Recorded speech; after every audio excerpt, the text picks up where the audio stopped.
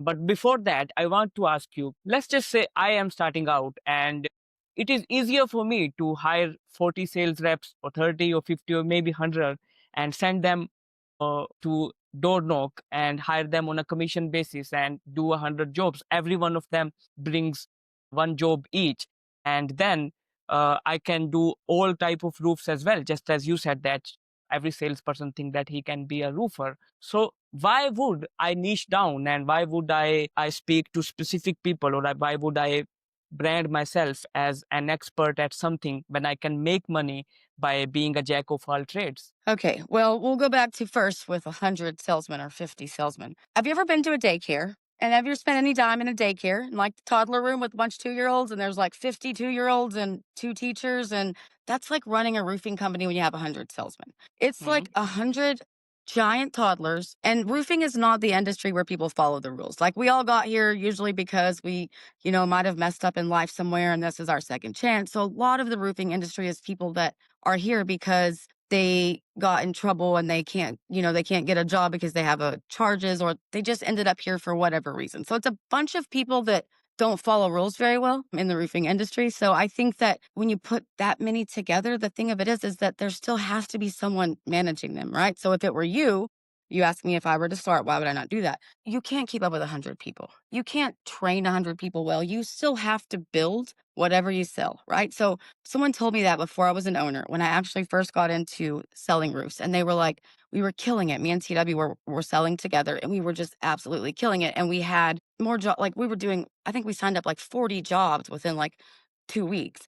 And the owner of the company, he was like, oh, that's really great. And we thought he'd be super excited. But then he was like, hey, you need to understand, we have to build everything we sell. Didn't make so much sense to me then, but it does now because so we do some hospitals sometimes, right? And they're Hmm. super complex jobs. Now, you said if your salesman got this job, well, if you were the owner, well, I'll just build it. Well, if I sent you this hospital as a new owner and said, here you go, build this, it would bankrupt you, right? So, like, you have to be able to stand behind whatever you put on, right? So, as the owner, well, we're about to get 4 inches of rain in Texas. So, everyone's like scrambling to make sure that, all of our roofs are dried in. And the more salesmen you have, the Hmm. more people you have to babysit. I still have to be responsible for every single thing that happens at the end of the day in this company as the owner, right? So, like, if one of my salesmen goes rogue and does something stupid at someone's house and causes $20,000 worth of damage, that's on, I get to pay,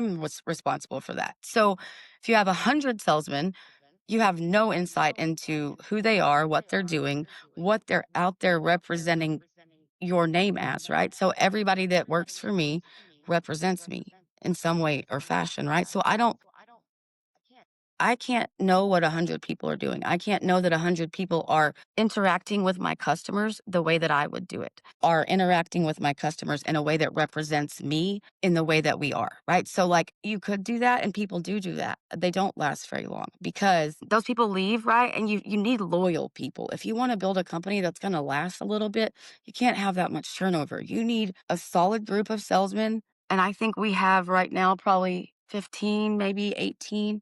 That's a lot, but that's not 100. But, you need a solid group of salesmen that you can pour your time into and train because they are representing you, right? So if you had 100 guys and they all brought you they brought you a job each, and Hmm. 50 of them were shingles and 20 of them were this and 30 were that, well, you as the owner still have to have crews to build them. So here we are back to, you still have to build whatever you sell. So, you know, and you have to run them. So it sounds like great. Like, I'd love 100 jobs at one time, but I really wouldn't love 100 jobs at one time. So the reason that doesn't work is because you have no loyalty and then you have no quality either, right? Because those people don't care about your company. They don't care about you. If you don't care about them, they don't care about you. If you're hiring 100 salesmen and thinking, oh, it doesn't matter, they'll all bring me one job. I don't care if they're successful. I only care if I make money.